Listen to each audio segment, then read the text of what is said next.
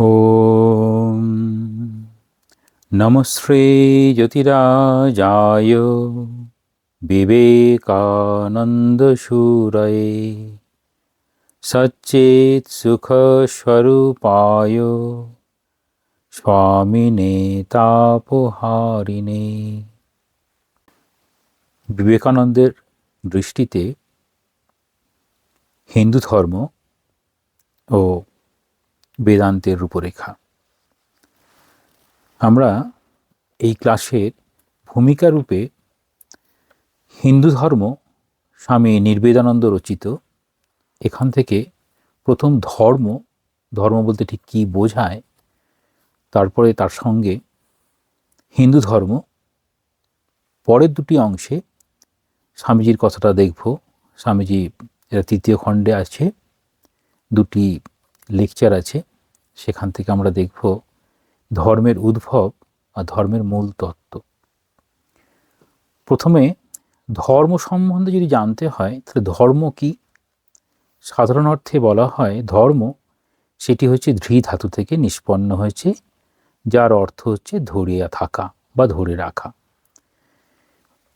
যদি মনুসংহিতা দেখা যায়, মনুসংহিতা এরকম বলছেন,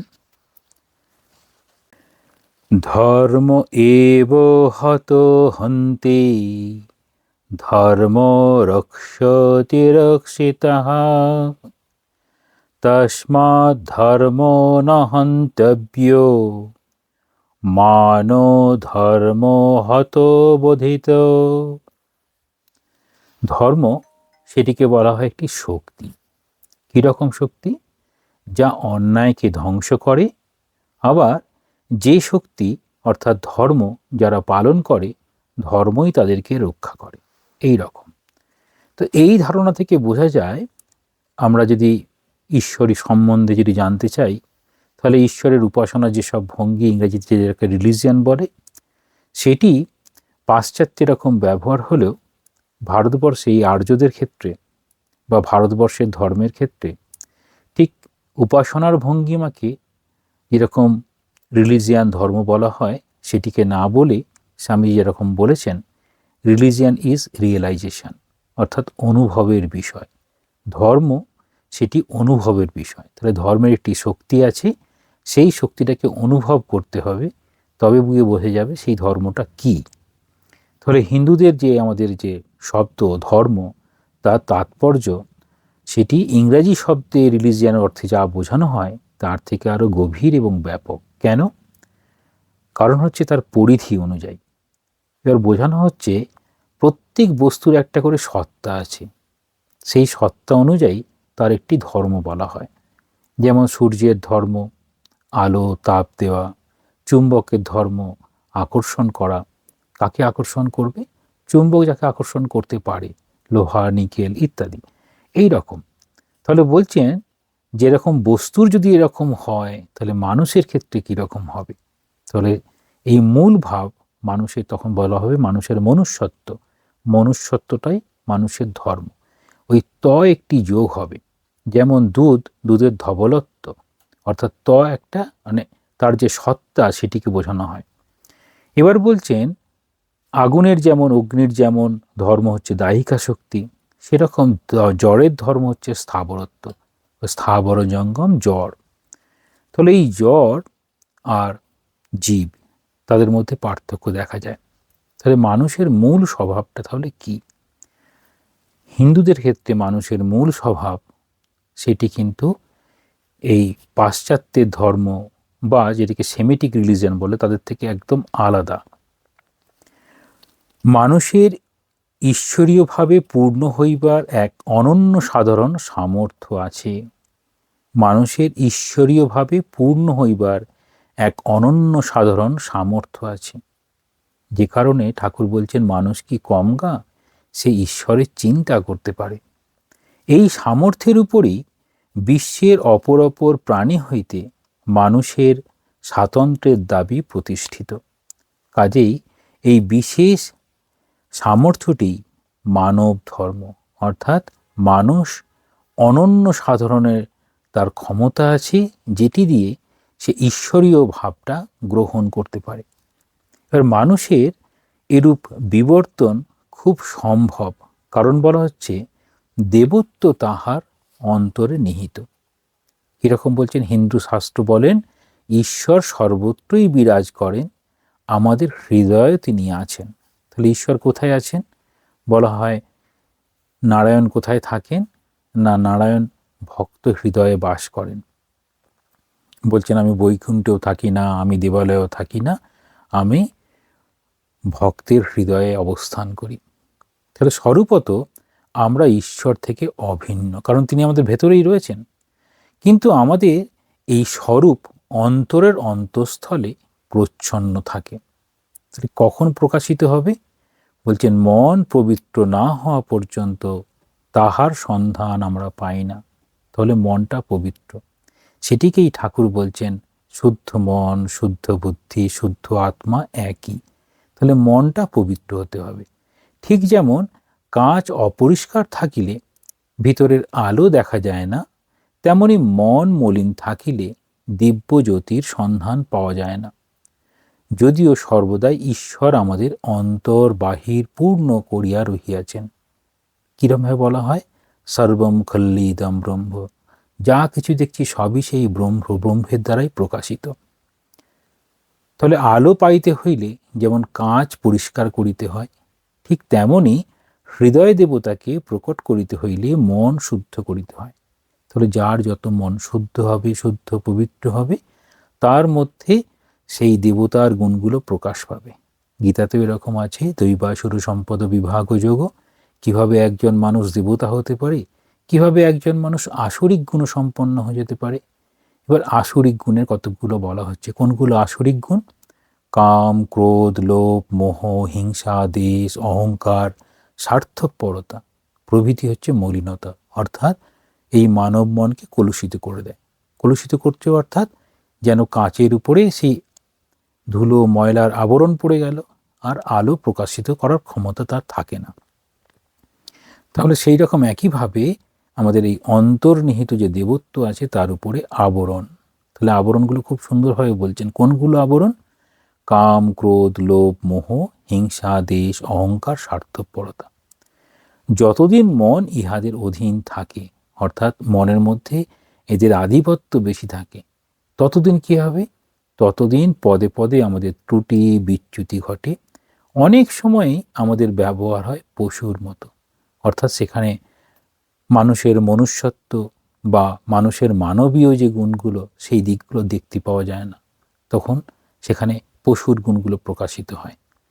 এই মানসিক দুর্বলতা আমাদের দুঃখের বোঝা দুর্বহ করিয়া তোলে এবং আত্মীয়, প্রতিবেশী প্রভৃতি বহু ব্যক্তির মনে অশান্তির সৃষ্টি করে।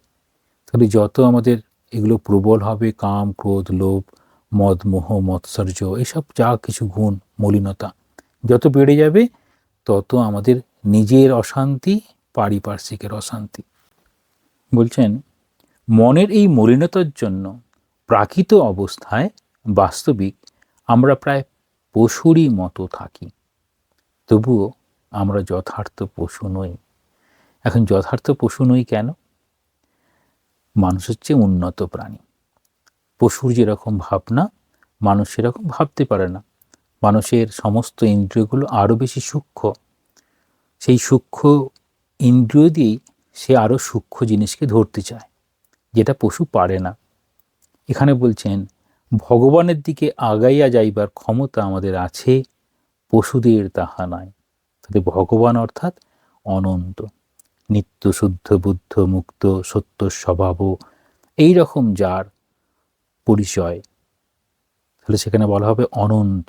অনন্ত একটি ধারণা, সেটি মানুষ করতে পারে।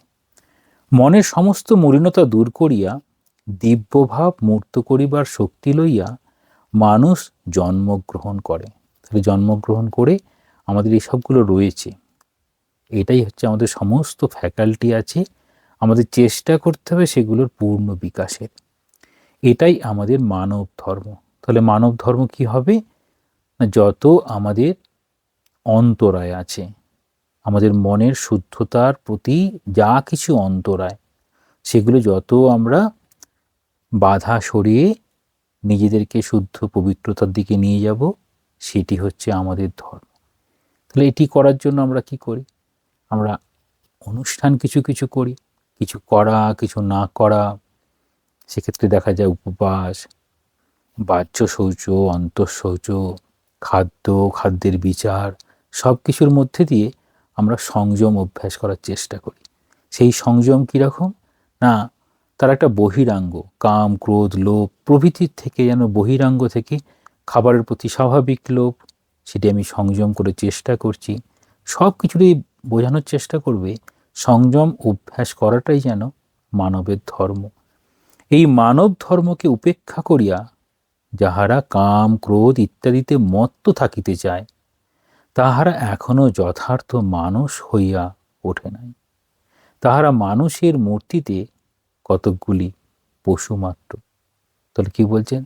তাহলে যম নিয়ম এইসব যেগুলো আছে, সেগুলো যদি একদম অভ্যাস না করি, তাহলে আমরা যে সামাজিক মানুষ, সেই সামাজিক মানুষটাই সেই বোধটা হারিয়ে গিয়ে আমাদের পশুর ভাব জেগে ওঠে। যাহারা মনকে একান্ত নির্মল করিয়া অন্তর্নিহিত দিব্যভাব প্রস্ফুটিত করিতে পারে, তাহারাই যথার্থ মানুষ, পূর্ণ মানব। তাহলে যথার্থ মানুষ কে হবে? যার মনটা নির্মল হয়েছে। স্বামীজি বলছেন 3টে গুণ, একটা হচ্ছে হাতের গুণ, হ্যান্ড, হার্ট, হৃদয়ের গুণ, আর মস্তিষ্ক, ব্রেন, হেড। এই 3টে যদি পূর্ণ বিকাশ হয়, তাহলে হাত হচ্ছে কর্ম করার ক্ষমতা, হৃদয় হচ্ছে ভালোবাসা, অনুরাগ ইত্যাদি, মস্তিষ্ক হচ্ছে বিচার। এই সবগুলো দিয়ে কি করা হয় আসলে? এই যে আমাদের মলিনতা তৈরি করতে পারে যে গুণগুলো, সেগুলোকে দূরে সরিয়ে রাখার চেষ্টা। তাহলেই আমরা পূর্ণ মানব হব। তাহলে ঠাকুর যে বলছেন এই মানব জন্মের উদ্দেশ্য ঈশ্বর লাভ, তাহলে প্রথমে মানুষ হতে হবে। মানুষ হতে গেলে আমাদের একান্ত নির্মল করার চেষ্টা করতে হবে। এই পথটা কি খুব সহজ বা খুব সংক্ষিপ্ত, চট করে পার হয়ে যাব? তা হয় না। এই পথটা দীর্ঘ, কারণ প্রত্যেকটা বিষয় প্রগাঢ়ভাবে আমাদের সঙ্গে যেন যুক্ত হয়ে আছে। সেজন্য বলছেন অবশ্য পথ অতি দীর্ঘ, লক্ষ্যস্থল অনেক দূরে। প্রচ্ছন্ন দেবত্বের পূর্ণ ব্যঞ্জনা সহজে হয় না। একটি পদক্ষেপে সমস্ত পথ অতিক্রম করা যায় না। এখানে বলবেন কেন বারবার আমরা জন্মগ্রহণ করি, এই জন্মে কিছুটা আগালাম, পরের জন্মে আরও একটু কিছু আগালাম। এই যে ক্রমশ আগিয়ে যাচ্ছি ভগবানের দিকে, সেই জন্য এতটা দূরত্ব যে এটা এক জীবনে যেন সেটি সম্পূর্ণ অতিক্রম করা সম্ভব হয় না। বলছেন তাই ইহা সত্য যে ধর্মপথে অতি সামান্য অগ্রসর হইলেই তাহার সুফল লাভ করা যায়। গীতাতে বলছে কীরকম? স্বল্পম অপিয়স্য ধর্মস্য ত্রায়তে মহতো ভয়াত। অর্থাৎ অল্প অল্প যদি ধর্ম পালন করার চেষ্টা করি, অর্থাৎ এই যে আমাদের বৈরী গুণগুলো আছে তাকে যত সংযত করার চেষ্টা করব, তত আমাদের মহৎ ভয়, অর্থাৎ আমাদের যেমন ইভলিউশন হতে পারে, সেরকম ইনভলিউশন, অর্থাৎ ক্রমশ আমরা অন্যান্য প্রাণীর জন্ম থেকে মনুষ্য জন্ম, ঠিক বিপরীত মনুষ্য জন্ম থেকে বিপরীত দিকেও যেতে পারি। তাহলে ত্রায়তে মহতো ভয়াত, অর্থাৎ এই জীবন প্রত্যেকেরই, এই বর্তমান জীবন হচ্ছে তপস্যার মধ্যে দিয়ে চলেছে। কোনগুলো তপস্যা? না, এই বৈরী গুণগুলোকে সংযম করার জন্য তপস্যা প্রত্যেকে আমরা নিজের নিজের ভাবে করে চলেছি। বলছেন মনের পবিত্রতা বাড়ার সঙ্গে সঙ্গে প্রজ্ঞা, শক্তি ও আনন্দের স্ফূর্তি হয়। যত মনের পবিত্রতা হয়, তাহলে শান্ত, নম্র, ভদ্র, মানব জনচিত এই সব সদ্গুণগুলো তার মধ্যে দিয়ে প্রকাশ পাবে। ক্ষমা, দয়া, তিতিক্ষা, শান্তভাব, সেখানে বলা হয় করুণা, মৈত্রী, মুদিতা, এইরকম বিভিন্ন রকমভাবে শব্দ দিয়ে প্রকাশ করা হয় তার মানুষটা কত নির্মল। এইরূপ আধ্যাত্মিক উন্নতির সামান্য স্বাদ পাইলেই আমরা অধিকতর জ্ঞান, শক্তি ও আনন্দ লাভের জন্য ব্যগ্র হই। তাহলে কীভাবে আমরা আধ্যাত্মিক উন্নতির পথে নিজেরাই এগিয়ে যাই বুঝতে পারি না। কেন? না, তার একটা প্রবল আকর্ষণ আছে। আমাদের সব কিছুর আকর্ষণ কি? না, ভগবান আমাদের সব থেকে বড় আকর্ষণের জিনিস। বলছেন জন্ম জন্মান্তর ধরিয়া এইভাবে চলিতে চলিতে মন যখন একান্ত শুদ্ধ হইয়া যায়, তখনই মানুষ ভগবানের দর্শন পায়। তাহলে মানুষ ভগবানের দর্শন কখন পায় বলছেন? যখন মন পবিত্র হয়ে যাবে। তাহাকে স্পর্শ করিতে পারে, তাহার সহিত কথা বলিতে পারে, এমনকি তাহার সহিত একাত্ম হইয়া যাইতে পারে। বস্তুত তখনই মানুষ পূর্ণতা লাভ করে।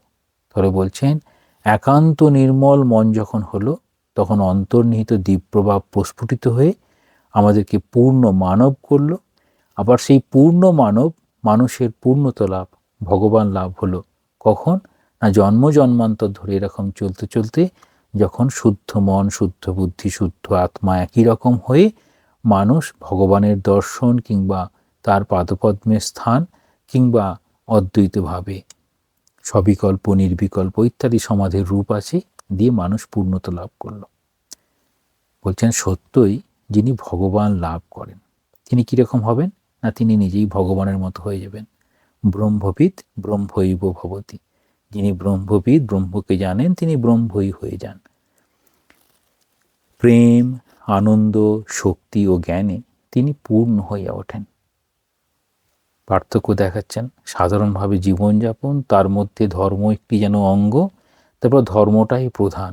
সেই ধর্ম আমাদের এই মানবীয় গুণগুলো বিকাশে সাহায্য করছে, আমাদের মধ্যেই দৈবী গুণগুলোর প্রকাশ হচ্ছে। এবার সেই রকম মানুষ যার মধ্যে যিনি ভগবানকে লাভ করেছেন, তাকে কি করে দেখে বোঝা যাবে? বলছেন তাহার মুখে সর্বদাই দিব্য আনন্দের জ্যোতি, চাল চলন ও ব্যবহারে অলৌকিক মাধুর্য দেখিয়া তাহাকে দেবমানব বলিয়া চিনিতে বিলম্ব হয় না। এটা কি করে হলো? তার কারণ হচ্ছে তিনি সাধারণভাবে যে কাম, ক্রোধ, লোভ, মোহ, হিংসা, দেশ, অহংকার, স্বার্থপরতা তিনি সম্পূর্ণরূপে বিসর্জন দিয়েছেন। তার সঙ্গে কি করছেন? সম্পূর্ণ স্বার্থ শূন্য হয়েছেন, অর্থাৎ নিজের আলাদা করে নিজের জন্য কিছু ভাবেন না। তাহার হৃদয় হইতে সকলের জন্য সমভাবে প্রেম প্রবাহিত হইতে থাকে। এটিকেই স্বামী ওঙ্কারানন্দজি, রামকৃষ্ণ মঠ মিশনের ভাইস প্রেসিডেন্ট ছিলেন, তিনি খুব সুন্দরভাবে বলেন যে অবতাররা সব কিছু লুকিয়ে রাখতে পারেন, প্রেম আর করুণাকে লুকিয়ে রাখতে পারেন না। একই রকমভাবে যখন কোনো মানুষ এরকম দৈবী সত্তায় ভূষিত হন বা ব্রহ্মকে জানেন বা ভগবান লাভ করেন বা অনেকটা এই স্বার্থপরতার জগৎ থেকে নিজেকে দূরে সরিয়ে নিয়ে আসেন, তাদের মুখে কি দেখা যায়? মুখে সর্বদাই দিব্য আনন্দের জ্যোতি, চাল চলন ও ব্যবহারে অলৌকিক মাধুর্য। তাহলে কীরকম হয় সেটি বলছেন। তাহলে মানুষ আর একটা মানুষের মধ্যে পার্থক্য কি করে বোঝা যাচ্ছে? না তাদের চাওয়া পাওয়া, আমাদের বলা হয় ধ্যান, ধারণা, প্রবৃত্তি। আমাদের প্রবৃত্তি আমাদেরকে পরিবর্তন করে দেবে। এইরূপ মহাত্মার সংস্পর্শে যে আসে তারই অন্তরে শক্তি, শান্তি ও পবিত্রতা সঞ্চারিত হয়।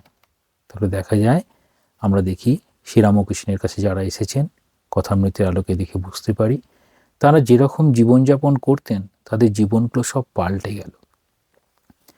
মাস্টারমশাই শ্রীময় এসেছিলেন মনের ভীষণ একটি কষ্ট নিয়ে, ভাবছেন এই জীবনটা রাখবই না, আমি হয়তো সুইসাইড করব। কিন্তু তিনি আসছেন ঠাকুরের কাছে, তারপর তিনি সেই শক্তি পেলেন, বাঁচার শক্তি। ঠাকুরের জীবন দেখছেন, মনে ভীষণ প্রশান্তি আর পবিত্রতা, সব কিছু নিয়ে তিনি পরবর্তীতে ঠাকুরের সব কথাগুলো লিখে নিজেই ঠাকুরের কাছে স্থান পেয়ে গেলেন। তো দেখাচ্ছেন যে কি হতে পারে। তাহলে তাদের সংস্পর্শে যারা আসেন তারা সব পাল্টে যায়। তাহলে তারা কি কখনো থাকেন কখনো থাকেন না এরকম ভাববো? না ঠাকুর সশরীরে এখন নেই, তাহলে কি তিনি নেই? তখন মনে করব আনন্দ ভগবান বুদ্ধের শিষ্য, আনন্দ ভগবান বুদ্ধকে জিজ্ঞাসা করেছিলেন যে মানুষের মৃত্যুর পরে কি থাকে? তখন ভগবান বুদ্ধ বলছেন সবই থাকে, সবই থাকে। কি কোনটা থেকে যায়? না চরিত্র রূপ, সেই ব্যক্তিত্বটা থেকে যায় চরিত্রের আধারে। সেই জন্য পরবর্তীতে বলা হয় চিত্র আর চরিত্র সমার্থক, অর্থাৎ তাদের চিত্র দেখলেই তাদের যেন চরিত্রটা মনে আসে। বস্তুত এইরূপ মহাপুরুষই মানব জীবনের পূর্ণতা লাভ করিয়াছেন বলা যায়। এবার বলছেন প্রকৃত ধার্মিক বা পূর্ণ মানব বলিতে এইরূপ মানুষকেই বোঝায়। তাহলে প্রকৃত ধার্মিক বা পূর্ণ মানব অর্থাৎ যিনি এরকম ভগবান লাভ করেছেন বা সম্পূর্ণরূপে স্বার্থশূন্য হতে পেরেছেন। এইরূপ বহু ঈশ্বর দ্রষ্টা দেবমানবের আবির্ভাব নানা যুগে নানা দেশে হইয়াছে, তাহারাই মানব সমাজের রত্ন।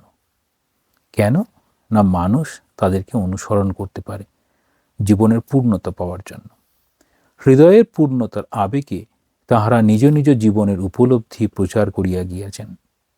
এরকমভাবে বললেন, বিভিন্ন তত্ত্বদর্শী চিত্তশুদ্ধির ভিন্ন ভিন্ন পন্থা আবিষ্কার করিয়া গিয়াছেন। অন্তঃকরণ তার 4টি উপাদান: মন, বুদ্ধি, চিত্ত, অহংকার। এই চিত্তশুদ্ধি এবং শুদ্ধ মন একই রকম ভাবা যেতে পারে। তাহাদের বিভিন্ন উপদেশের মূলে কোনো ভেদ নাই, ভেদ শুধু বাহ্যিক খুঁটিনাটিতে। তাহলে বিভিন্ন যে তত্ত্বদর্শী এসেছেন, বিভিন্ন সময়ে বিভিন্ন যুগে এসেছেন, সেই সময়কার সমাজ, সেই সময়কার মানুষের প্রবৃত্তি সব কিছু দেখে, জীবনযাত্রা সব কিছু দেখে কিছু কিছু এই বাহ্যিক খুঁটিনাটি অর্থাৎ অনুষ্ঠান ভিত্তিক ধর্ম যা আমরা দেখি, সেই অনুষ্ঠান পদ্ধতি সেগুলোর কিছু পরিবর্তন থাকে। তাহলে একটি বলা হবে সনাতন ধর্ম, যেটি সবসময় রয়েছে, আর একটি ব্যবহারিক ধর্ম যেমনভাবে চলছে জাগতিক ধর্ম, এটি হচ্ছে অনুষ্ঠান ভিত্তিক ধর্ম, যুগ ধর্ম, সেই যুগের সাপেক্ষে পরিবর্তন। তাহলে একটি হবে সনাতন ধর্ম, একটি হবে যুগ ধর্ম। তাহলে এই যুগ ধর্ম কীরকম? এরকম তত্ত্বদর্শী এলেন বা অবতার এলেন বা এরকম আচার্যরা এলেন, তারা কিছু ধর্মের খুঁটিনাটি এই অনুষ্ঠান ভিত্তিক ধর্মের কিছু দিক দেখিয়ে দেন, যেটি যুগ ধর্মরূপে প্রচলিত হয়, সেই সময়কার মানুষের জন্য সেটি উপযোগী থাকে। আবার পরবর্তী যে আচার্য বা অবতার আসেন, তারা আবার পরবর্তী রূপ দেন।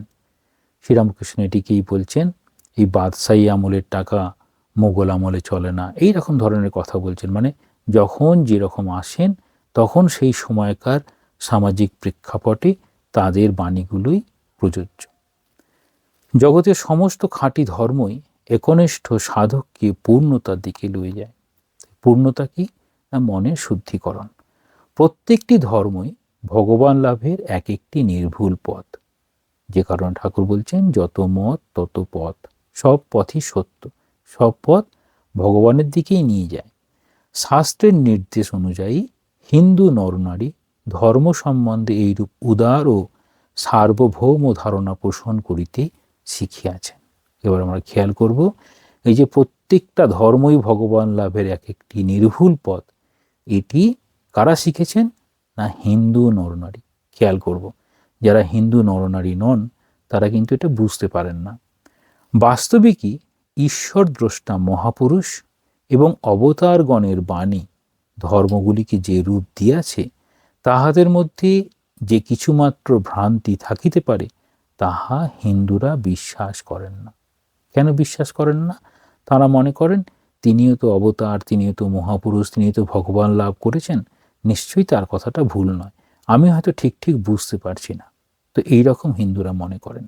তাহলে মহাপুরুষদের মূল উপদেশগুলি জগতের অমূল্য সম্পদ। এবার বলছেন দুঃখের বিষয়, আমাদের কিছু দুঃখের বিষয় আছে, স্বামীজি পত্রাবলীতে উল্লেখ করেছেন। এই অবতাররা আসেন, মহাপুরুষরা আসেন, বিশেষ বাণী দিয়ে যান জগতের উদ্ধারের জন্য, কিন্তু পরবর্তীতে তাদের চেলারা নিজেদের জন্য, নিজেদের প্রচারের জন্য, নিজেদের প্রাধান্যের জন্য তাদের এই গুরুর আদেশ, অবতারদের আদেশ, সেগুলো পরিবর্তন করে ফেলেন। দুঃখের বিষয়, ধর্মের নামে জগতে সচরাচর যাহা চলে, তাহাতে সার অপেক্ষা অসারের ভাগই বেশি। আমরা খেয়াল করব, কোনটা? ধর্মের নামে জগতে সচরাচর যাহা দেখা যায়, যা চলছে, যা দেখতে পাচ্ছি, তাতে সার অপেক্ষা অসারের ভাগই বেশি। অর্থাৎ অনুষ্ঠানটাই বেশি, অনুষ্ঠান আড়ম্বর বেশি, মূল তত্ত্বে আর পৌঁছাতে পারছে না। মহাপুরুষদের বাণীর মর্ম কালক্রমে কতকগুলি মূঢ় মতবাদ ও আচারের স্তূপে সমাধিস্থ হইয়া পড়ে। তাহলে কি হয়? মহাপুরুষদের বাণী যত দিন যায়, যেমন ঠাকুর বলেছেন, আমি 16 টাং করেছি আর তোমরা 1 টাং করো, আমরা নিজেরা যদি মনে করি আমাদের ওই 1 টাংটাই 16 টাং, তাহলে গোলমাল হয়ে যায়। সেই জন্য অবতার মহাপুরুষদের বাণীগুলো সরাসরি পড়া ভালো। যখনই ব্যাখ্যাকারদের মধ্যে দিয়ে আমরা দেখার চেষ্টা করি, যত দিন যায় তত অনেক কাল্পনিক, অনেক অলৌকিক জিনিসগুলো সে প্রবেশ করে, আর সেখান থেকে আসল জিনিস খুঁজে পাওয়া যায় না। তাহাদের তিরোধানের অনেক পরে প্রায়ই অযোগ্য ব্যক্তিদের হাতে ধর্ম সংরক্ষণের ভার আসিয়া পড়ে বলিয়াই কালক্রমে ধর্মের এরূপ দুর্দশা ঘটে। তাহলে দেখাচ্ছেন কেন এইরকম মূঢ় মতবাদ ও আচারের স্তূপে সমাধিস্থ। তার কারণ অযোগ্য ব্যক্তিদের হাতে ধর্ম সংরক্ষণের ভার এসে পড়েছিল। তাহলে অযোগ্য ব্যক্তি কারা অযোগ্য হবে? যারা নিঃস্বার্থ হবে না তারাই অযোগ্য হয়ে যাবে। যোগ্য কারা? না, যে নিঃস্বার্থ হবে। এটা অদ্ভুত, নিজের কোনো স্বার্থ। আর নিঃস্বার্থ কেন? স্বামীজি বলছেন যে নীতি অনুসরণকারীকে নিঃস্বার্থ হতে হবে। তাহলে ন্যায় নীতি যারা অবলম্বন করবেন তারা অবশ্যই নিঃস্বার্থ হবেন। নিজের কোনো স্বার্থ থাকলে নীতিকে ধরে নিয়ে চলা খুব মুশকিল, কারণ তখন অপবিত্র মন লইয়াই। তাহলে কি এসেছে? অপবিত্রতার মূল কারণ কি? স্বার্থপরতা। অনেকে ধর্মপ্রচারক ও পুরোহিতের আসন গ্রহণ করে। তাহলে অপবিত্র মন লইয়াই অনেকে ধর্মপ্রচারক ও পুরোহিতের আসন গ্রহণ করে। তাহলে আমাদের খুব খেয়াল করতে হবে, যাদের আমরা সঙ্গ করব, যাদেরকে মনে করব তারা আমাকে ঠিক ঠিক ধর্মের জ্ঞানটি দিতে পারেন, তাদের চারিত্রিক বৈশিষ্ট্য কীরকম হবে। সূক্ষ্ম আধ্যাত্মিক অনুভূতি থাকা তো দূরের কথা, মহাপুরুষদের মূল উপদেশগুলির তাৎপর্য বুঝিতেও তাহারা অক্ষম। কীরকম ধর্মপ্রচারক? না, মহাপুরুষদের মূল উপদেশগুলির তাৎপর্য বুঝতে তারা অক্ষম। কাজে অপরকে ধর্ম বুঝাইতে গিয়া তাহারা ধর্মের আসল তত্ত্ব বিকৃত করিয়া বসে। এই কারণে বলা হয় অন্ধ আর একটা অন্ধকে পথ দেখাচ্ছে। তাহলে অন্ধে নৈব নিয়মানা যথান্ধা, এরকম বলছেন। নিজেদেরই জ্ঞান লাভ হয়নি, তারা কি করে অন্যকে জ্ঞান দেবে? এরপর বলছেন তাহাদের ব্যাখ্যা ও প্রচারের ফলে ধর্মের পরিণতি হয় আচার সর্বস্ব উদ্ভট গোড়ামিতে। তাহলে ধর্ম কি করে আচার সর্বস্ব হয়ে যায়, মূল তত্ত্ব থেকে অনেক দূরে চলে যায়? তার কারণ কি? না, অক্ষম ব্যক্তিদের হাতে ধর্ম প্রচারের ভার পড়েছে। তাহাদের শিষ্যগণ ধর্মান্ধ ও দুর্বিনীত, দুটি শব্দ খেয়াল রাখবো, ধর্মান্ধ ও দুর্বিনীত হইয়া ওঠে এবং ধর্মের নামে সৃষ্টি হয় দাঙ্গা ও অশান্তি। তাহলে মহাপুরুষরা এসেছিলেন ভগবান লাভের পথ বলার জন্য। সেই পথ অনুসরণ করে কখনো দাঙ্গার অশান্তি হলে পরে তখন মনে করতে হবে তার প্রচারকরা বা যাদের হাতে সেই ধর্ম প্রচারের ভার পড়েছে তাদের অক্ষমতা, তাদের অযোগ্যতা এরকম করেছে। সেটিকেই বলছেন অনধিকারীর হাতে পড়িয়া ধর্মের কি শোচনীয় পরিণতিই না হয়।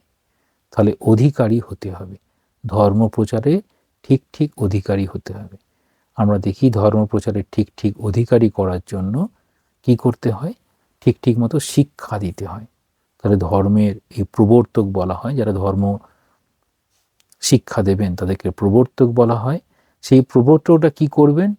না, নিজেদেরকে যোগ্য করবেন, দীর্ঘদিন ধরে জীবনযাপন করা, মহাপুরুষদের বাণীগুলো হৃদয়ঙ্গম করা, তারপর সেটি মানুষের সামনে তুলে ধরা। ধর্মের এই অমার্জিত বিকট রূপ দেখিয়া সুধীগণ বা জ্ঞানীগণ স্বভাবতই বিরক্ত হন। এবার দেখাবেন কি করে সাধারণভাবে যে নাস্তিক যাদেরকে বলি তারা কেন নাস্তিক হচ্ছে। তার কারণ হচ্ছে ধর্মের এই অমার্জিত বিকট রূপ। তাহলে জ্ঞানীরা ভাবছে ধর্মে যদি এইরকম রূপ হয় তাহলে এরকম ধর্ম থেকে দূরে থাকাই বরং শ্রেয়। কিন্তু দুর্ভাগ্যের বিষয় এই যে বিরক্তির ফলে তাহারা সমুদয় ধর্মকেই একেবারেই বিসর্জন দিয়া বসেন। তাদের আর আলাদা করে আমি নিজেই ভালো করে দেখব সেটি তারা আর ভাবতে পারেন না। স্বামীজি কিন্তু তাই বলছেন, নিজের জীবনের শেষ দিকে জীবনীতে পাবেন, যোগনায়ক বিবেকানন্দে পাবেন, জীবনের শেষ দিকে একটা বই এনে সেখান থেকে একটা সংস্কৃত মন্ত্র উদাহরণ দিয়ে দেখিয়ে বলছেন নিজের মতো অর্থ করার চেষ্টা করবে, নিজের মতো বোঝার চেষ্টা করবে। অর্থাৎ আমাদেরকে বলছেন সরাসরি সেই অর্থগুলো দেখার জন্য। এবার বলছেন আসল ধর্ম ও ও গ্লানিগ্রস্ত ধর্মের মধ্যে যে বিরাট ব্যবধান রহিয়াছে তাহা হিন্দু ধর্ম হইতে জানা যায়। এখন হিন্দু ধর্ম থেকে কেন জানা যায়? না, হিন্দুদের খুব সুন্দর বিষয়বস্তু আছে, হিন্দু ছাড়া সেটি নেই। হিন্দুদের সমস্ত ধর্মের মূল বিষয়বস্তু, সেটিকে বলা হয় বেদ। বেদ অর্থাৎ জ্ঞান। তাহলে সেটি যখনই এই আচার আচরণ যা কিছু আমরা দেখছি তার সঙ্গে যখনই বৈপরীত্য দেখব, তখন নিজেদেরকে আমরা ঠিক করে নেওয়ার একটা জায়গা আছে। হিন্দু শাস্ত্র স্পষ্টতই বলিয়াছে যে অনধিকারী গুরুর কাছে ধর্ম শিক্ষা করা বিপজ্জনক। তাহলে হিন্দু শাস্ত্র কি বলে? না, অনধিকারী গুরুর কাছে ধর্ম শিক্ষা করা বিপজ্জনক। ভুল ভ্রান্তিতে বড় হয়ে যাবে জীবনটা। ধর্ম খুঁজিতে হইবে মূলে মহাপুরুষদের অমর বাণীগুলির মধ্যে। তাহলে মহাপুরুষদের অমর বাণীগুলি, সেটিকেই বলছেন ঋষি প্রদত্ত ধর্ম, মহাপুরুষদের অমর বাণী। এমনকি ওইগুলির ব্যাখ্যার প্রয়োজন হইলে কেবলমাত্র কোনো ঈশ্বর দ্রষ্টা মহাপুরুষই তাহা করিতে পারেন। তাহলে ব্যাখ্যা, সাধারণভাবে ব্যাখ্যা দেখার থেকে সাধারণ বুদ্ধি দিয়ে ব্যাখ্যা সেটি না করে ঈশ্বর দ্রষ্টা পুরুষ কিংবা ঈশ্বরীয় পথে চলেছেন এই রকম পুরুষ, বা যিনি নিজের জীবনে ঈশ্বর দর্শন করাটাকেই জীবনের মূল মন্ত্র করেছেন, সেই রকম মানুষের কাছ থেকে ছাড়া যদি এই ধর্মের ব্যাখ্যা শোনা হয় তাহলে ভ্রান্তিতে ভরা হবে। শুধু তাই নয়, হিন্দু শাস্ত্রের বিধান অনুযায়ী সিদ্ধ ব্যক্তিকে গুরুপদে বরণ করিতে হয়। তাহলে গুরু কে হবেন?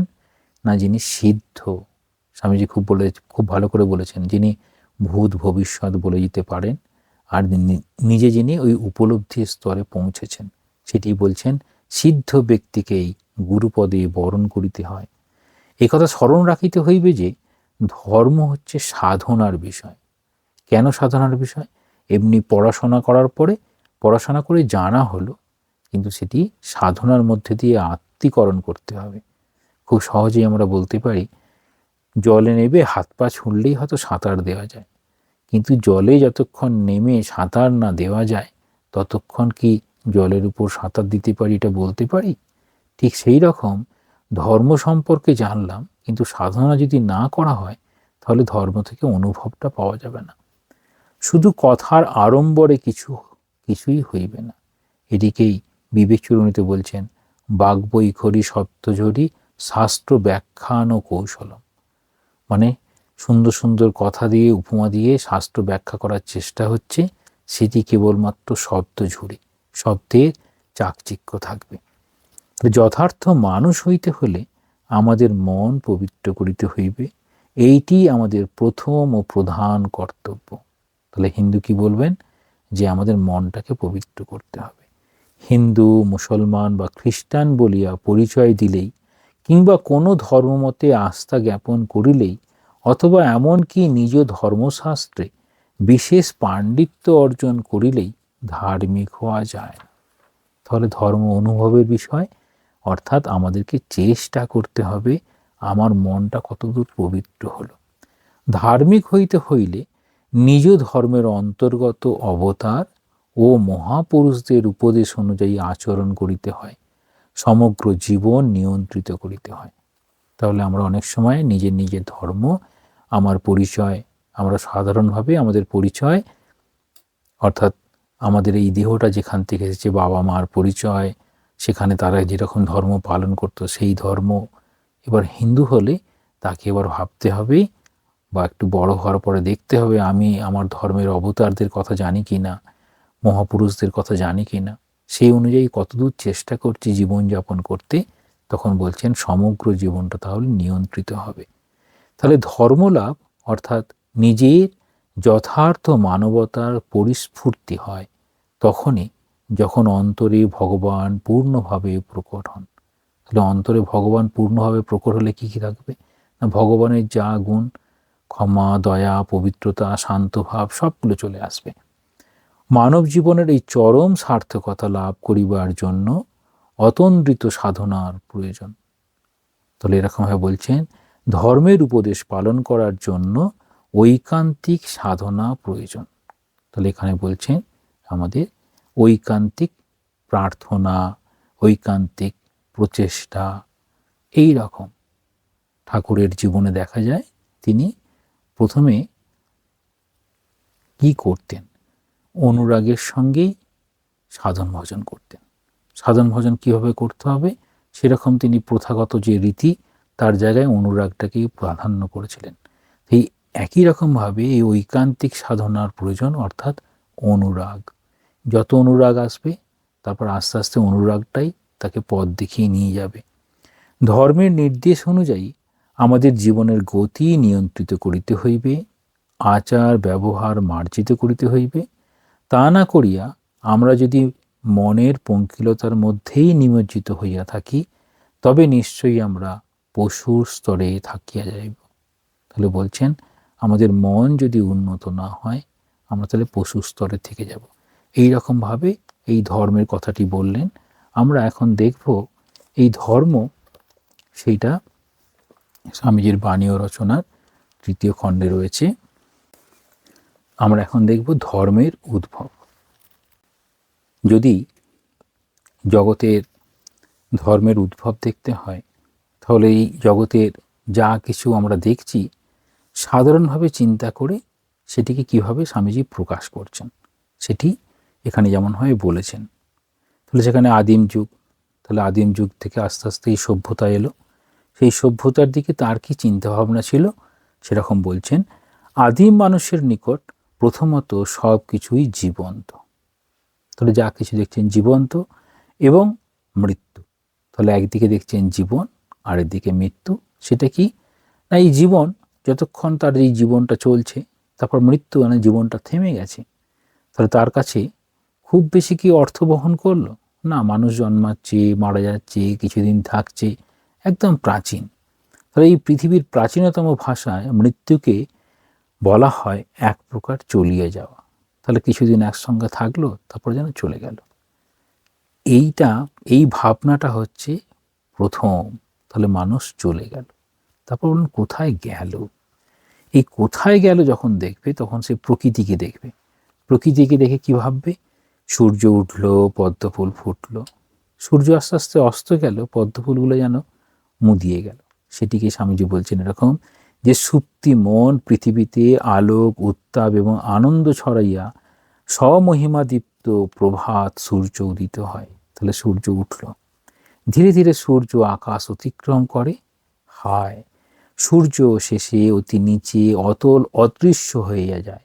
তাহলে অতলে যেন সূর্য ডুবে গেল, কিন্তু পরদিন আবার গৌরব ও লাবণ্য মণ্ডিত হইয়া আবির্ভূত হয়।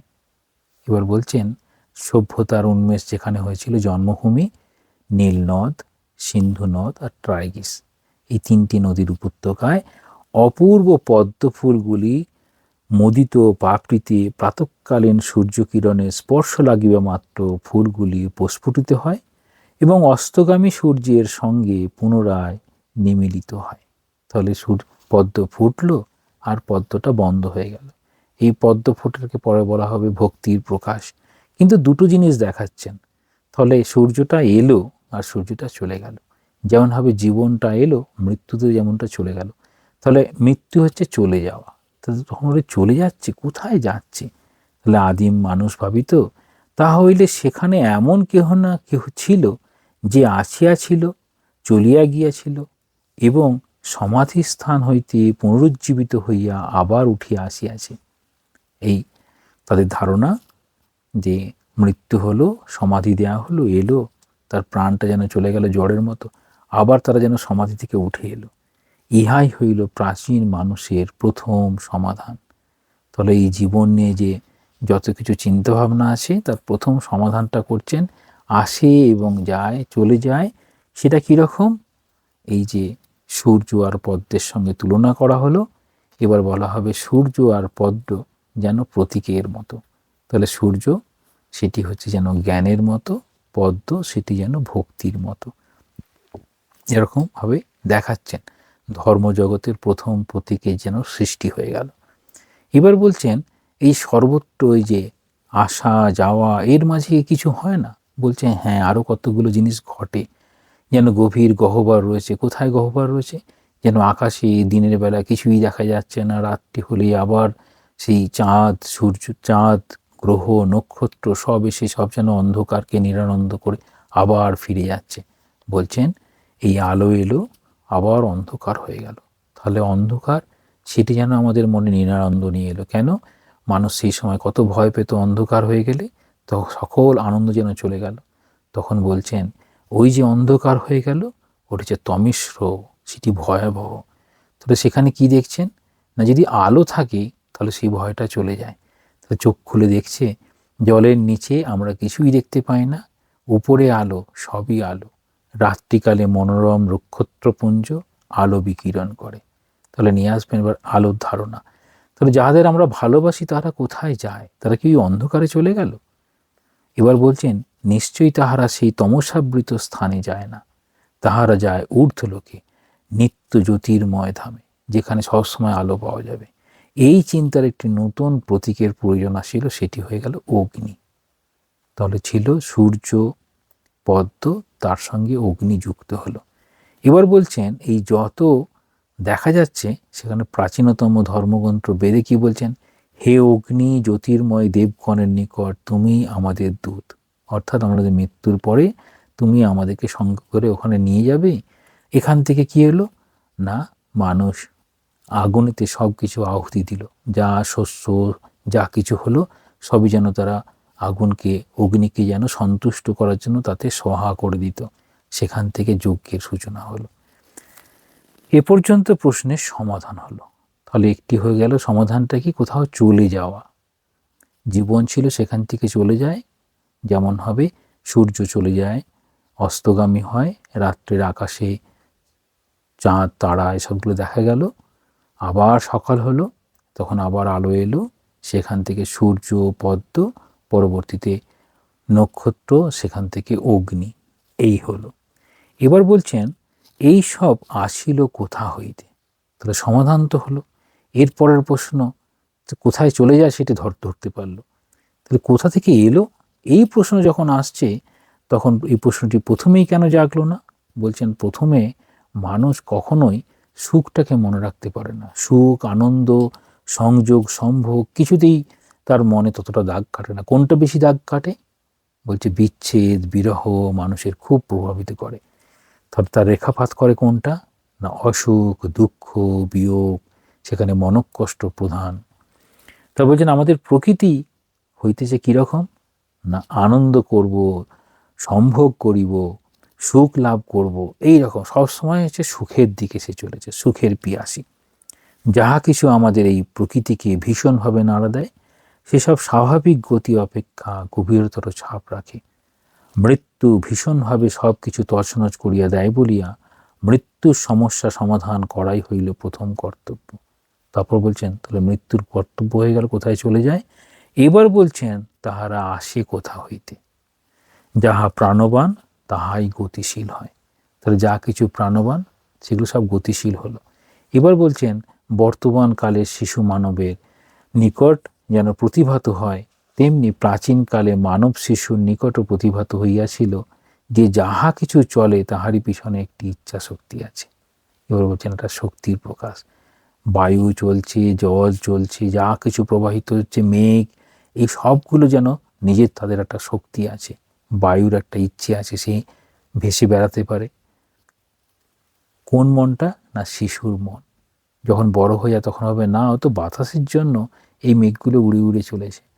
মেঘ এমনকি সমস্ত প্রকৃতি স্বতন্ত্র ইচ্ছা, মন এবং আত্মায় পূর্ণ। আমরা যেমন বহু বস্তু নির্মাণ করি, তাহারাও তেমনি এই সব সৃষ্টি করিতেছে। তাহারা অর্থাৎ দেবতারা, ইলোহিমরা এই সবের স্রষ্টা।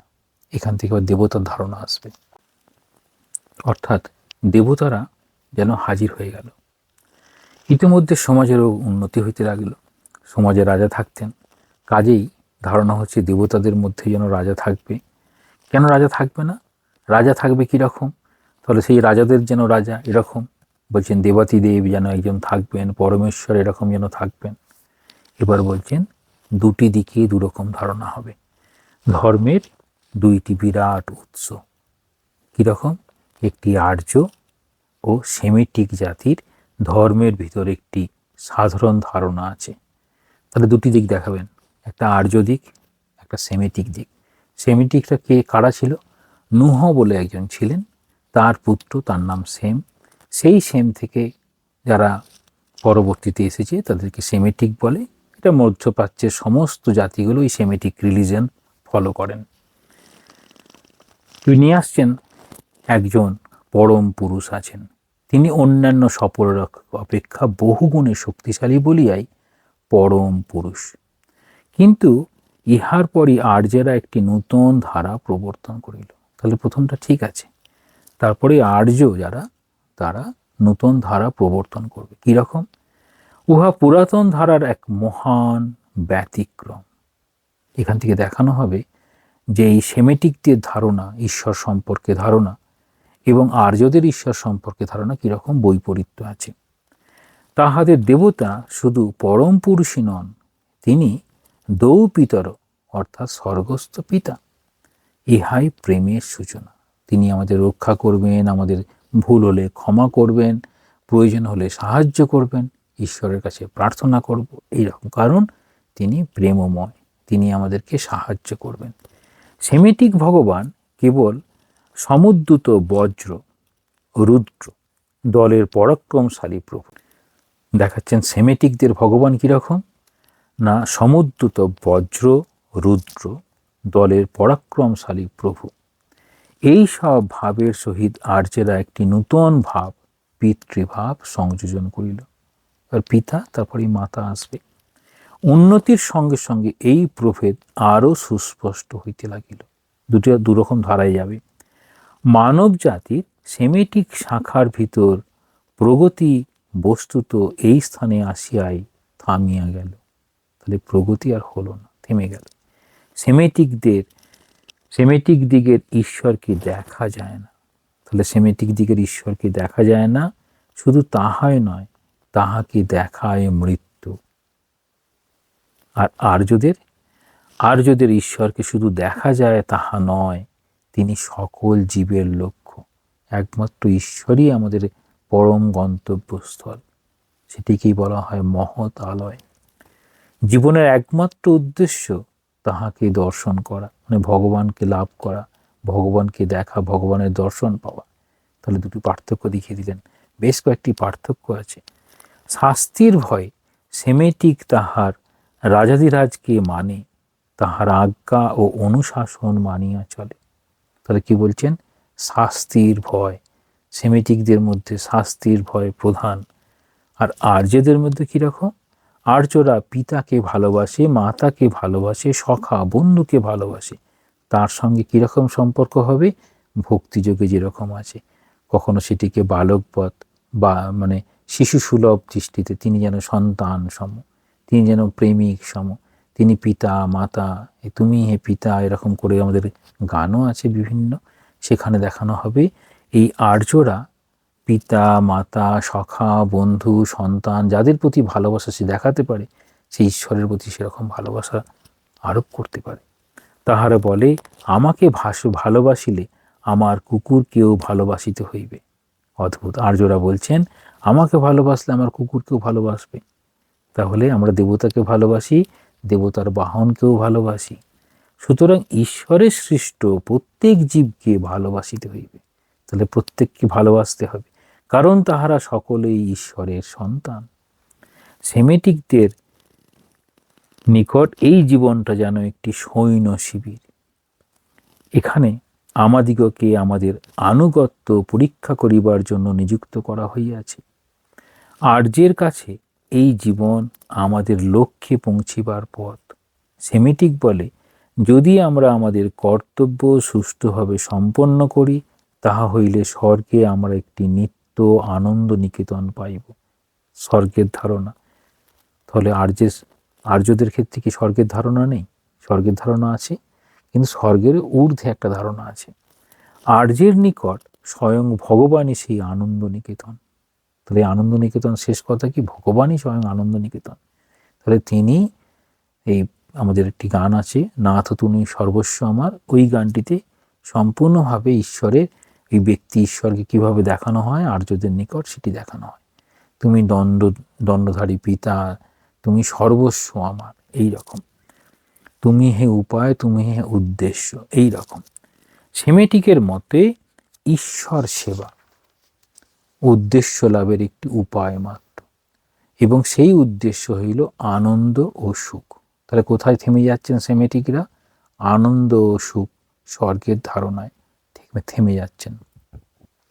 আর্যদের কাছে ভোগ, সুখ, দুঃখ, কষ্ট সবই উপায়। আমাদের বলা হয় আমরা যে কষ্ট পাই সেটা হচ্ছে ভগবানের দয়ার দান। শ্রীমা সরদেবী বলছেন যে কষ্ট পাই, কষ্ট হচ্ছে ভগবানের দয়ার দান, তাহলে আমরা ভগবানকে আরো বেশি ডাকবো। তাহলে সবই উপায় মাত্র, উদ্দেশ্য হইল ঈশ্বর লাভ। স্বর্গ প্রাপ্তির জন্য সেমেটিক ভগবানের ভজনা করে। তাহলে স্বর্গ শেষ কথা, স্বর্গটাই তাদের উদ্দেশ্য। আর্য ভগবানকে পাইবার জন্য স্বর্গ প্রত্যাখ্যান করে। তাহলে আর্যরা স্বর্গটাকে প্রত্যাখ্যান করবে ভগবানকে পাওয়ার জন্য। সংক্ষেপে ইহাই হলো প্রধান প্রভেদ। আর্য জীবনের উদ্দেশ্য এবং লক্ষ্য ঈশ্বর দর্শন, প্রেমময়ের সাক্ষাৎকার। কারণ ঈশ্বরকে ছাড়া বাঁচা যায় না। তুমি না থাকিলে চন্দ্র সূর্য নক্ষত্রে জ্যোতি থাকে না, এরকমভাবে বলা হয়। তাহলে দেখাচ্ছেন এই ধর্মের উদ্ভব যখন হচ্ছে তখন একটি সেখানে দুটোর ক্ষেত্রেই সমান, তারপরে একটু আলাদা হয়ে গেল। আলাদা হয়ে গেল চিন্তা চেতনা ধারণার আধারে। এবার বলা হবে ধর্মের মূল তত্ত্ব। প্রত্যেকটা ধর্মের একটা করে মূল তত্ত্ব থাকে, সেই মূল তত্ত্বটা কি? স্বামীজি নিজে এখানে খুব সুন্দরভাবে বলছেন, আমার যদি একটি সন্তান থাকতো, তাকে মনঃসংযমের অভ্যাস এবং সেই সঙ্গে এক পংক্তি প্রার্থনার মন্ত্রপাঠ ছাড়া আর কোনো প্রকার ধর্মের কথা আমি শিক্ষা দিতাম না। এই মন্ত্রটা কি? তোমরা যে অর্থে প্রার্থনা বলো ঠিক তা নয়, সেটি হচ্ছে এই: বিশ্বের স্রষ্টা যিনি, আমি তাকে ধ্যান করি, তিনি আমার ধীশক্তি উদ্বুদ্ধ করুন। এরই কাছাকাছি আমাদের ছাত্রদের জন্য কতগুলো এরকম মন্ত্র ছাত্র জীবনে অভ্যাস করার জন্য বলা হয়, সেটি হয়তো আপনারা জানেন, তবুও আমি এখানে একটুখানি বলছি যে যে অংশগুলো বলা হয়। কীরকম বলা হয়? ওজসি ওজময়ী ধেয়ী, বলমসি বলময়ী ধেয়ী, পুষ্টিরসি পুষ্টিময়ী ধেয়ী, ঊর্জার্ষু উচ্চম ময়ী ধেয়ী, পেশায়ো মে লৌহ সমা ভবন্তু, স্নায়ব মে অয়ম শিব ভবন্তু, হৃদয়ম মে বজ্রসারম ভবন্তু। এরকমভাবে বলছেন। কীরকম বলছেন? তুমি ওজো, জীবনী শক্তি স্বরূপ, আমায় ওজস্বী করো। তুমি বল, আমায় বলবান করো। তুমি পুষ্টি, আমায় পুষ্ট করো। তুমি উৎসাহ, আমাকে উৎসাহিত করো। আমার পেশি সকল লৌহসম হোক, স্নায়ু সকল ইস্পাতের ন্যায় হোক, হৃদয়ে বজ্রের ন্যায় হোক। এইরকম কেন প্রার্থনা করছেন? না, ছোট শিশুর মনে তার সমস্ত শক্তি সে নিয়ে সে জীবনটা চালনা করবে। সেই জন্য বলছেন সমস্ত শক্তির যিনি আধার, তার কাছে সরাসরি যেন প্রার্থনা করছেন। তারপর বলছেন তারপর সে বড় হয়ে নানা মত ও উপদেশ শুনতে শুনতে এমন কিছু একটা পাবে যা তার কাছে সত্য বলে মনে হবে। ফলে এইরকম শুনতে শুনতে সে এমন কিছু একটা পেয়ে যাবে যেটিকে তার সত্য বলে মনে হবে। তখন সেই সত্যের যিনি উপদেষ্টা সে তারই শিষ্য হবে। তাহলে স্বামীজি কি চাইতেন? না সত্য স্বরূপ ভগবানের উপাসনা করতে। তাহলে উপাসনা কার করা হবে? সত্য স্বরূপ ভগবানের উপাসনা। সেই সত্য যে মহাপুরুষের কথার সঙ্গে মিলে যাবে সেটিকে সে গ্রহণ করতে পারে। এবার বলছেন আমাদের মূল ভাব হচ্ছে এই যে তোমার ধর্মবিশ্বাস আমার হতে পারে না, আবার আমার মতবাদও তোমার হতে পারে না। আমি আমার নিজেরই একটি সম্প্রদায়, প্রত্যেকেই নিজের, কারণ প্রত্যেকের একটি নিজের মন আছে, তার একটা অন্তঃকরণ আছে। তাহলে সে একে বলা হয় ইন্ডিভিজুয়াল। তাহলে আমরা ব্যক্তি স্বাতন্ত্র্য অনুযায়ী চিন্তাভাবনা করি, সেইভাবে চলতে পারি। সেই জন্য স্বামীজি এরকমও বলছেন যদি প্রত্যেকের জন্য একটা করে যদি এরকম দেবতা থাকতো, তার জীবনে সেটি সব থেকে সহজ হতো। এটা ঠিক যে ভারতবর্ষে আমরা এমন এক ধর্মমত সৃষ্টি করিয়াছি যাকে আমরা একমাত্র যুক্তিপূর্ণ ধর্মপদ্ধতি বলে বিশ্বাস করি, কিন্তু এর যুক্তিবত্তায় আমাদের বিশ্বাস নির্ভর করছে সকল ঈশ্বর অন্বেষীকে এর অন্তর্ভুক্ত করে নেওয়ার উপর। সর্বপ্রকার উপাসনা পদ্ধতির প্রতি সম্পূর্ণ উদারতা দেখানো এবং জগতে ভগবত অভিমুখী চিন্তা প্রণালীগুলি গ্রহণ করবার ক্ষমতার উপর। তাহলে আমাদের নিয়ম পদ্ধতির মধ্যেও অসম্পূর্ণতা বা অপূর্ণতা আছে, তা আমরা স্বীকার করি। কেননা তত্ত্ববস্তু হচ্ছে সকল নিয়ম পদ্ধতির ঊর্ধ্বে। তত্ত্ব যে কোনো ধারণা, আমাদের অনন্তের ধারণা, যখনই সেটি সসীমের মধ্যে প্রকাশ করার চেষ্টা করা হয়, তাহলে সসীম অসীমকে সম্পূর্ণরূপে প্রকাশ করতে সক্ষম নয়, তাই জন্য অপূর্ণতা থেকে যায়।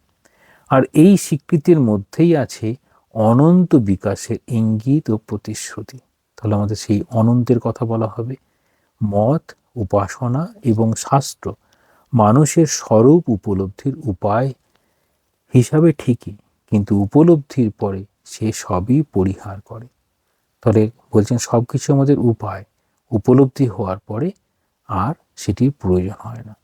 শ্রীরামকৃষ্ণ খুব সুন্দরভাবে উদাহরণ দিচ্ছেন, চিঠিগুলোর প্রয়োজন কেন না, চিঠিগুলো দেখলাম আর কি কি কিনতে হবে, কি কি করতে হবে সেগুলো লিখে নিলাম, সেটা হয়ে যাওয়ার পরে চিঠির আর কোনো প্রয়োজন থাকে না। ঠিক সেই রকম বলছেন এই মতামত, উপাসনা, শাস্ত্র, অনুষ্ঠান পদ্ধতি সব কিছু কিসের জন্য না, জ্ঞান লাভের জন্য। বেদান্ত দর্শনের শেষ কথা, আমি বেদ অতিক্রম করেছি। আচার, উপাসনা, যাগ, যজ্ঞ, শাস্ত্রগ্রন্থ যার সাহায্যে এই মুক্তির পথে মানুষ পরিভ্রমণ করেছে, তা সবই তার কাছে বিলীন হয়ে যায়। এরকম আছে সন্ধ্যা গায়ত্রীতে গায়ত্রী ওঙ্কারে লয় পেয়ে যায়, এরকমভাবে ঠাকুর বলছেন। এই যে লয় পেয়ে যায় অর্থাৎ একটাই গিয়ে সেখানে যেন মিশে যাচ্ছে, আর বেশি উপাসনা পদ্ধতির প্রয়োজন হচ্ছে না। তাহলে সেই যে উপাসনা পদ্ধতির শেষ পর্যায়ে সে কী হচ্ছে বলছেন, সোহম সোহম, আমিই তিনি, এই ধ্বনি তখন তার কণ্ঠে উদ্গীত হয়। এইরকমভাবে বলছেন। ব্যক্তিগতভাবে স্বামীজি নিজের কথা বলছেন, আমি অবশ্য বেদের ততখানি গ্রহণ করি যতখানি যুক্তির সঙ্গে মেলে। তাহলে যুক্তির সঙ্গে যতদূর মেলে ততদূর গ্রহণ করা ভালো। প্রত্যেকের ধ্যান ধারণার সঙ্গে যুক্তি তারতম্য থাকতে পারে, প্রত্যেকেই তার ব্যক্তি জীবনে নিজের যুক্তি অনুযায়ী গ্রহণ করতে পারে। এবার বলছেন মনু বলেন, মনু সংহিতায় যে মনু, সে মনু ঋষি বলছেন, বেদের যে অংশটুকু বিচারের উপর প্রতিষ্ঠিত ততটুকুই যথার্থ বেদ। তাহলে এখানে দেখাচ্ছেন বিচারের খুব গুরুত্ব। আমাদের আরও অনেক মনীষী এই মত পোষণ করেন। পৃথিবীর ধর্মগ্রন্থগুলির মধ্যে একমাত্র বেদই ঘোষণা করেন বেদের নিছক অধ্যয়ন অতি গৌণ ব্যাপার।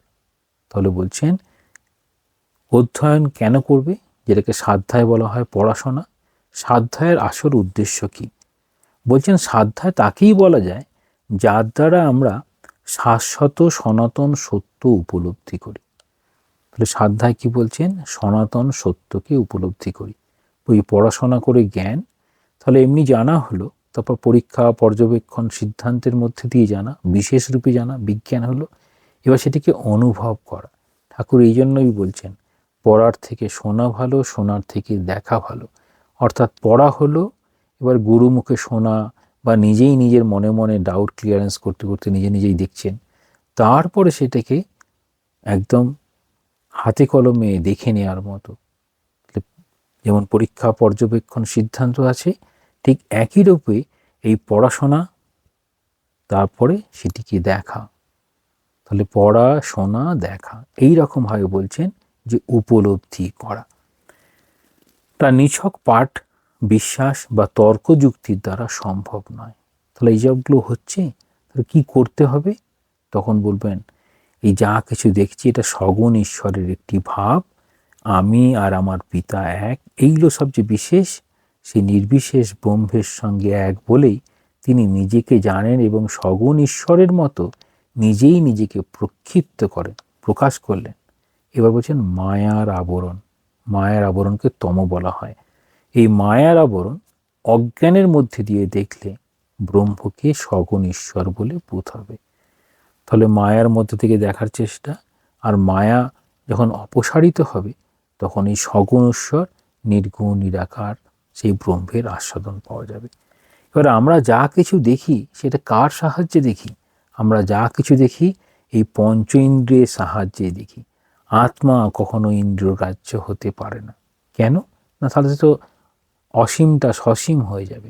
নিত্য, তাহলে নিত্য আমরা যা কিছু দেখছি নিত্য পরিবর্তনশীল, সেটা কিছুতেই নিত্য হতে পারে না। নিত্য যে ধারণার উপর নির্ভর করছে, নিত্য, শুদ্ধ, বুদ্ধ, মুক্ত, এই যে তার স্বভাব, তাহলে সেই স্বভাবের সঙ্গে যা কিছু দেখছি পঞ্চেন্দ্রের মধ্যে সেটি স্বাভাবিকভাবে সম্ভব নয়।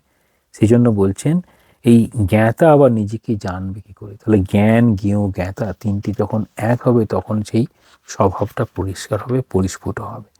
এবার বলবেন এই দুরকমভাবে ভগবানকে ব্যক্তিরূপে উপাসনা করে দুরকম মানুষ। একটা হচ্ছে নরপশু, যাদের ধর্ম বলে কিছু নেই। কি বলছেন? যে দুরকম মানুষ ভগবানকে ব্যক্তিরূপে উপাসনা করেন না। বাকি সবাই ব্যক্তিরূপে উপাসনা করতে বাধ্য। কেন? না, আমরা দেখছি যে তিনি একটা ব্যক্তির আবরণের মধ্যে দিয়ে এসেই জগতে যেন প্রকাশিত। ভগবানের কথা বলতে আমরা বলি হয় হবে রামের কথা হবে, শ্রীরামচন্দ্রের কথা হবে, শ্রীকৃষ্ণের কথা হবে, কিংবা শ্রীরামকৃষ্ণের কথা হবে। তাহলে মানুষ রূপ ধরে তারা এসেছেন, সেই জন্য আমরা তখন বলছি অবতার, ভগবান। তাদের কথা নেবে না কারা? যারা হচ্ছে নরপশু বলে বলা হয়। মানে শরীরটা মানুষের, কিন্তু চিন্তা, চেতনা, ধারণায় তাদের ওই ক্ষমা, দয়া, তিতিক্ষা বা আমাদের যে বৈরী গুণগুলো ছিল, কাম, ক্রোধ, লোভ, মদ, মোহ, বিন্দুমাত্র ত্যাগ করার ইচ্ছে নেই। তারা হচ্ছে সেই নরপশুর মধ্যে পড়ে, যাদের ধর্ম বলে কিছু নেই। তাহলে ধর্ম কি করে? না, ধর্ম হিতে সাম অধিক বিশেষ, যেটা আমাদের পশুর থেকে আলাদা করে দিয়েছে। আর একটা হচ্ছে পরমহংস, যারা সেই জ্ঞানে পৌঁছে গেছেন, যারা সব কিছুর মধ্যে তত্ত্বজ্ঞ হয়েছেন, অর্থাৎ ঈশ্বর ছাড়া তারা কিছুই দেখেন না।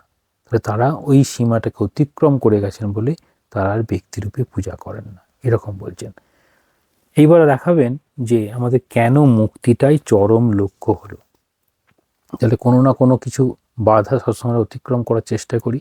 শারীরিক দুর্বলতা অতিক্রম করার জন্য শারীরিক শক্তি, বিদ্যা লাভ করে মূর্খত্ব নাশ। তাহলে দেখাচ্ছেন যে মুক্তি আমাদের উদ্দেশ্য। সবসময় আমরা মুক্তি লাভ করার চেষ্টাই করছি। মুক্তি হচ্ছে যা কিছু বাধা আমাদের কাছে আসে সেই বাধাটাকে অতিক্রম করতে চাই। সেই জন্য বলছেন যারা বাধার মধ্যেই থাকে, নিয়মের মধ্যেই থাকে, সেই নিয়মটাকে অতিক্রম করবেন। বলছেন বৃক্ষ কখনো নিয়মকে অমান্য করে না, কোনো গরুকে কখনো চুরি করতে দেখিনি, ঝিনুক কদাপি মিথ্যা বলে না, তথাপি তারা মানুষের চেয়ে বড় নয়। তাহলে মানুষের মধ্যে কি রয়েছে? না, বিচার শক্তি। তাহলে এই আচার নিয়মের আধিক্য, সেই আচার নিয়মের আধিক্যের সে বাইরে চলে যাবে। তখন বলছেন ধর্মের মধ্যে তারা কোনো মতবাদ বা নিয়মাদি এর যে সর্বস্ব বিকাশ, সেই বিকাশে তারা পৌঁছে যায়। যেখানে পৌঁছায় তার নাম হচ্ছে অনুভব। সেই অনুভব রাজ্যে যখন প্রবেশ করেন তখন তার পথে বলছেন সব থেকে বিশেষ কিসের প্রয়োজন হয়? অনুরাগ। যে অনুরাগ অবলম্বনে ঠাকুরের জীবনে দেখা যায় প্রথম সাধনার উন্মেষ।